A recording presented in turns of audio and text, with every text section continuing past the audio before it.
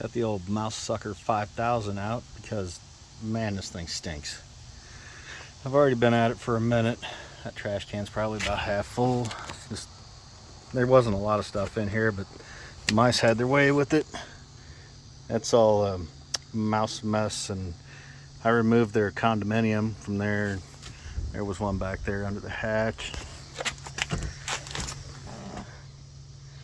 Started vacuuming the floor, vacuumed all the crap off the dash. It blew out of the defrost. I don't know why they didn't eat that paperwork. That was in the glove box, but yeah, it's everywhere. Just grossness. And then you can see it's pasture fresh. Try to clean up all the crap.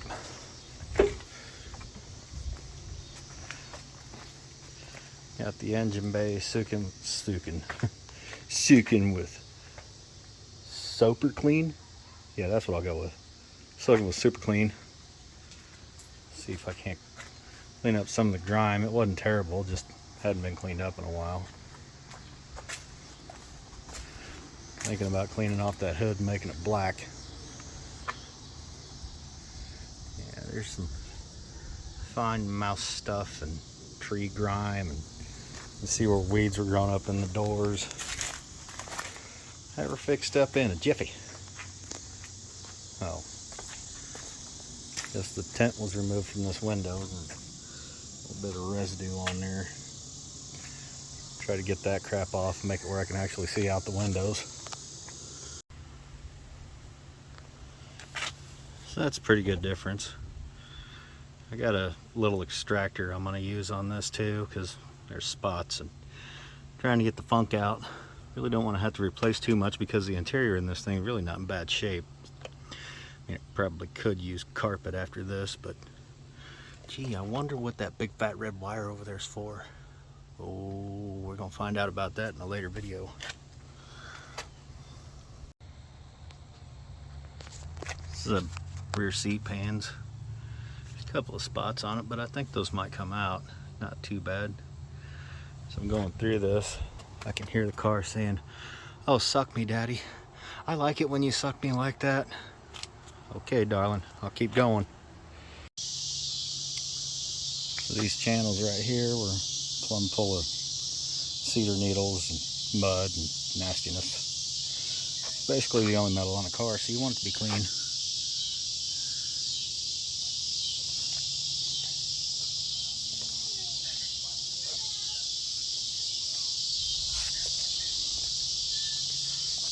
Make sure everything will drain right. Blew all that stuff off. Both sides. Yeah, that's a lot less grimy.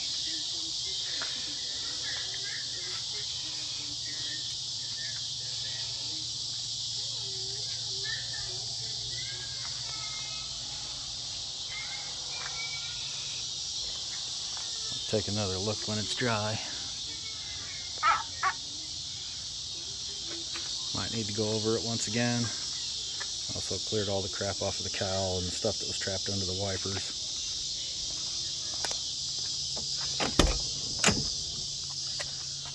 Probably gonna run out of daylight before I get a chance to do the extraction here.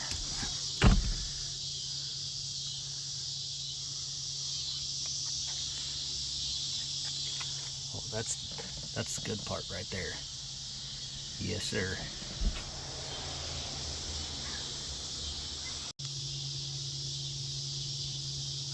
Got the tops out for ventilation, but I'm out here distracting.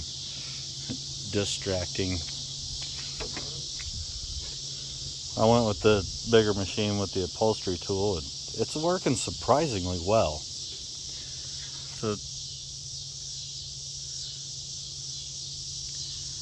there was a bunch of brown stuff, and that's where the mice once lived. I might hit that right there in the bottom again. But I'm pretty happy with the results. This is their rear seat. It had a bunch of crap. Let me see if I can get out of the glare of the sun. There's just a couple little spots left on it. Haven't hit that door panel yet. The front passenger floorboard. There was like spilled cola stains all up the transmission tunnel and just everywhere. It was like dark brown. This is so much better. As far as this main compartment goes, all I really got left to do is the seat, the back seat, and the back floorboard. Tomorrow I might get started on the plastics because, well, being what it is, that's destroyed. I found a good source for those. But everything else is in decent shape. It's just dirty. Little bit at a time. If a guy had all the time in the world to play around with his toys, how would the world be? I haven't been doing a video on a lot of this because I just wanted to get it done. Time is limited. But I'm going to hit this seat belt and see it's brown. It's supposed to be gray. Spots in the seat. Spots in the carpet. Get after this with the extractor and I'll give you a little bit of the result. You know, I gotta hand it to those professional YouTubers. Aside from the work involved with doing the actual job, the time and the extra effort involved with shooting a video and then editing, they're right. I'm sure you guys have all heard this. Need to drag the extractor over there, hit that down there, and probably done for tonight because I'm losing light. And I got all the seats done, the carpet as far as I'm going to go with it. The rear seats. I don't know what that is, but I couldn't get it out. Interior might actually be nice by the time I get done. So I think tomorrow after work, I'll start working on the plastics and the glass. Well, I guess this is about as far as I can go because before I know it, it's going to be dark.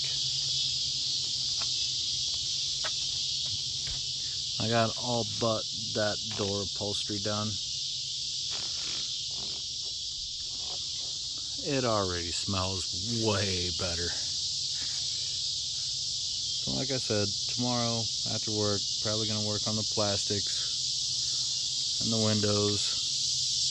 That one's fairly cleanish, I guess, but I think I said before that the other one has some adhesive left on it from prior tent job. And since the car is and it will be black, I think I need to black out those windows. Kind of like that. Well, since I just basically hosed out the interior, pulled up to the scene with my sailor missing. Pulled up to the scene with my sailor missing. Well, it's been a little while. This is a very convenient sniff test. It no longer smells like mouse house. It's just old car and old mowed grass. Still got a ways to go. It'll get better. Out here in the Liberty U-Pool, looking for an engine for my daily driver 2000 Accord in the beautiful rainy muddy weather. I brought my other brother Jenny and found this F23 sitting on the ground. That's fucking convenient. Guess I'll go through some checks and haul this bitch out of here for half price. F23 acquired. Looks pristine under the valve cover, like somebody actually took care of it. Looked in the ports for the intake and exhaust manifold. Everything looks clean. Turned it over. It's free. It's got compression on all four. Hey, little girl, I've got a new home for you. It's still the half price weekend. I saw little odds and ends and stuff I needed for the catfish. Well, you hear, it's convertible, not T-top, but it's the right one. And for some reason, the hardware right here I've been having a hell of a time finding. This would have been a good hood for me. I actually like these better than the SS scoop type, but somebody tored it up a little. I guess she was in a little smashing. There's the bezel I took off yesterday. Trans Am bezel that I'm going to put in the Camaro because, well, this is a different dash. I second guessed myself. That's why I left this here. And there's a couple of things over there, and there's a red Firebird right over there. I'm going to go snatch some stuff out of that. It's kind of tough to find these F-bodies in these places. And even when you do, they're stripped down to nothing pretty much immediately. I actually like that style of spoiler a little bit better than the catfish that's on the car I got. But this is a trunk car, and I don't want to mess around with all that. At least not right now. If I had the whole front clip to put it back to the 4 little headlights and the lower profile bumper, I'd mess around with it, but not today. Maybe one of these days. So when I was out here yesterday, I pulled the lift struts off of the hatch because those things are surprisingly heavy if those struts don't work. Fortunately, they were both good on this. Now my hatch stays up. And this says there's no keys in the car. This says can't open. Well, I saw that somebody had already broken the hell out of the hatch. And it's even more so under there. See, it's separated. So I didn't have a problem with putting a big ass pry bar in there, picking it up enough where I could get the lift struts out of it. I actually wanted that headliner, but somebody busted the shit out of it. I don't know if I can figure out something to stick that back together enough or not, but my theory here is a messed up headliner is better than no headliner. So let's see if I can get this out. I need the speaker grill that's laying right there and a little piece of carpeting that's back there in the corner. Let me get after this stuff and see what I come up with. This is a Firebird. It's got the Series 2 3.8 mounted longitudinally. These things are actually really good engines, but for some reason, when they made these things, when they put them in the Firebirds, that's a 4L60, I think, transmission, which is usually solid in the bigger vehicles, but it seems like they just go out in these things left and right. And this car doesn't look wrecked or anything, so I would guess that transmission is probably why it's here. So headed out of the junkyard. I got the headliner for the Camaro. It's pretty rough, but I'm hoping I can do something with it because a headliner is better than no headliner. Dome light, part of what holds it up, goes in about there.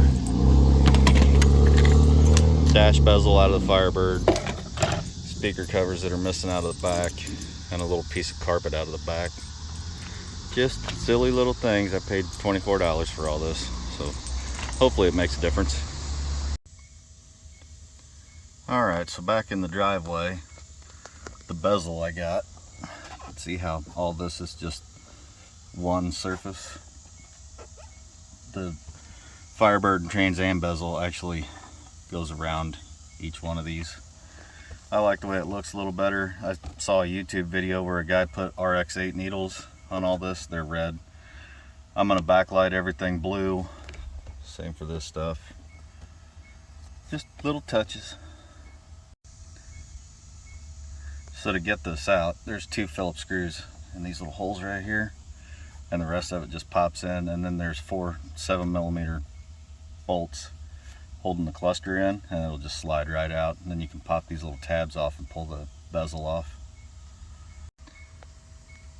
I stand corrected, in those 2 little holes right there, it's actually 7mm. So getting this thing out, I got the screws out and I got the tabs popped loose. It's a little bit fiddly, and you want to be careful with this stuff because honestly these plastics were cheap to begin with, but they're getting old and brittle. So what you want to do is pull it out as far as you can until you're hitting the lock cylinder and the tilt lever, and just make sure you're not catching these little things sticking out at the bottom. There's little plastic tabs sticking out there. And I really need both hands, but what I'm going to do is spin it around until it's all the way underneath, and it'll slide right out. Then once you got that plastic piece out, you got access to your 4 7mm screws. There's 1 in each top corner and 1 in each lower corner. And I'll get to this in a later video because it's a little bit in depth, but these GM steering columns, there's a couple of things that goes wrong with them. See, I got all that slack, the wheel moves. That's either going to be the pivot pins down here or these 4 inverted Torx bolts all the way in the bottom. So you got to take the steering wheel off, take the lock plate off, take the turn signal mechanism off, pull the lock cylinder out, take all this stuff out. You basically just gutting the steering column. It's not that bad. There's a tool that makes this way easier for taking the lock plate off. I strongly recommend that if you're going to attempt that in a later video, as I said, you get that tool. It's only like, I don't know, 20-30 bucks, and it saves you a lot of cussing. So yeah, once you got those 4 screws out of the corners, this guy just slides right out. I got a screw waiting to fall into the dash. I'll never see it again. It's a good thing I got spares. The cluster is just slid onto the connector behind it. I'm gonna need both hands because you got to pull it out straight. Oh look, the bolt saved itself, or the screw. But yeah, it just slides onto that connector. There's a little bit of resistance on the bottom because these little pins right here slide into the little round holes on the cluster. But what you want to do is pull it out a little bit and then start from the bottom, pulling the bottom out towards the lock cylinder until it hits, and the tilt lever. I mean, you could take the tilt lever out, but it wasn't entirely necessary. But you roll it with the bottom towards you, with the top going back into the dash, and just a little bit of wiggling, and with your tilt all the way down, it'll come right out. So then to get the bezel off, the part that I'm changing here, all you gotta do is push on these little tabs. They're all the way around the perimeter, and that front part will pop right off. The black part will pop off the tan part. And for those of you doing LED upgrades or changing your bulbs or whatever, each one of these is a light bulb. Just turn them and twist them out. Wow, those ones got a grip. I need a pair of pliers. Yeah, I'll have to use a pair of pliers, but yeah, they do just twist and pop right out. So this is the original bezel slash lens. Once you got this apart, now would be a good time to clean things up. Word to the wise, if you're all sweaty and you got grease on your hands or something like that, be very careful with this, because it seems like if you get a smudge on that black background, you see it forever and it just kind of haunts you. So I'm going to go ahead and try to get this guy cleaned up a little bit, get the new part cleaned up a little bit. Get out here.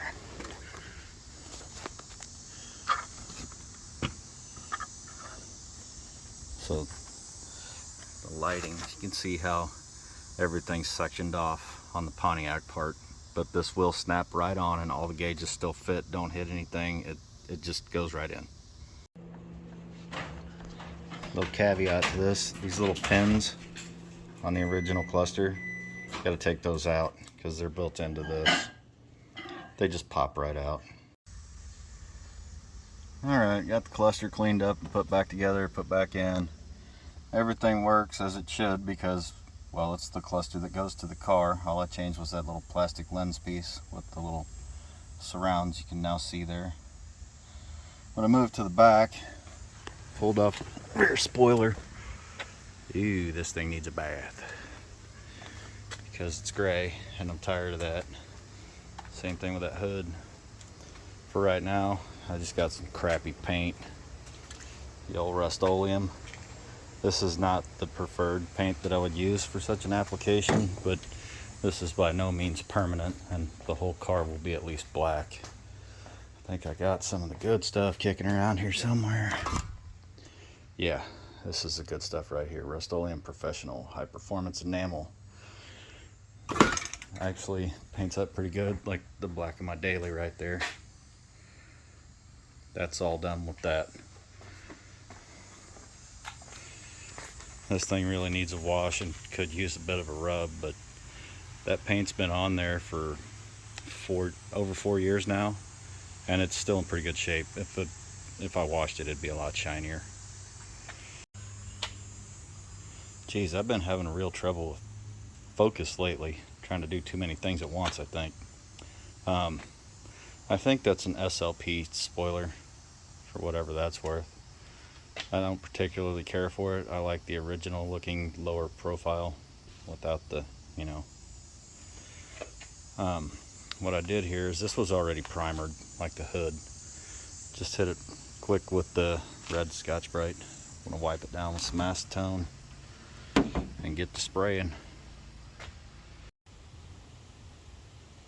Well, it's black and kind of shiny. It's not pretty by any means, but hell, neither is the rest of the car. I can probably live with this. Alright, so that's 2 coats of the crappy paint from a rattle can. Just to keep it from fading out so quickly, I'm going to go back over it with a couple coats of crappy clear too. Oh yeah, mismatched and all, it's just what I had laying around. Look, I'm a double-fisted V-twin. Potato, potato, potato, potato, potato, potato, potato. So I just gave that area on the back of the hatch a quick scrub, garden hose, and the Lysol wipes, because that's what you want to use on your automotive finish. But I don't know if the camera's picking it up or not. It's not good anyway. I'm just trying to get it to be an all shiny black. Like that right there is not even shiny. It's almost like the front end.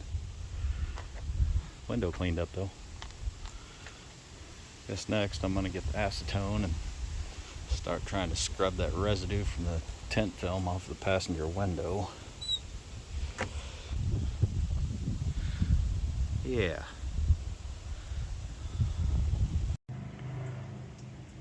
So normally I would use a new razor blade for what I'm doing here. It's the acetone. And this is 4/0 steel wool. I'm just going to put a little acetone on it, scrub that adhesive off. With the new razor blade, unless you're really digging at it, you're less likely to damage your glass. This stuff, you don't want to go too crazy with it. Don't use anything super rough like double out or plain old steel wool or anything like that, because you will make your glass hazy. 4/0 steel wool, acetone. Yeah, the steel wool and the acetone knocked it right off. Almost no pressure. I mean, there's some smeared around residue left on it, but you grab a Clorox wipe and scrub that just a little bit and then hit it with Windex. I'll show you. Obviously I don't know how well this is going to show up, but took it right off. She's all cleaned up now. I just got to do the rest of the car. I'm actually not done, just really bouncing around, but it's hot as balls, especially when you're monkeying around in a black car. I've sweat my ass off. Need to rehydrate, get something to eat. Gonna have to take my son home here in a little bit, so I'll pick this up later. Right now I'm running out of memory again, so need to clip my stuff together, do a little bit of editing, and go ahead and launch the video. Yeah, that's much better. At least now it looks like it belongs to the car, even if that paint is crap, and did all kinds of stuff to screw it up on my own.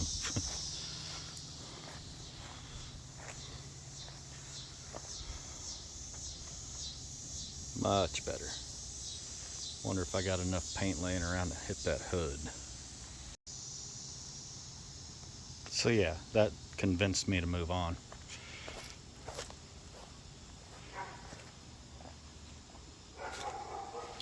This actually came out better than the spoiler.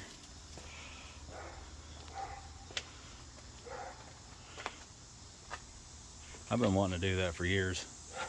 I think next I will hit these new parts. I mean, it's some kind of protection until I can get it painted. It obviously needs an entire paint job.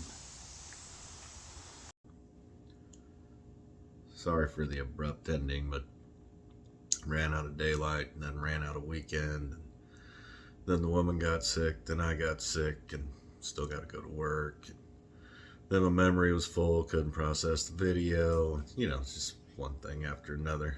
Life's give you lemons and all. You squeeze the life out of them and drink them. But hey, every avalanche starts with a single snowflake, and I got the will to dig my way out with a spoon if I have to.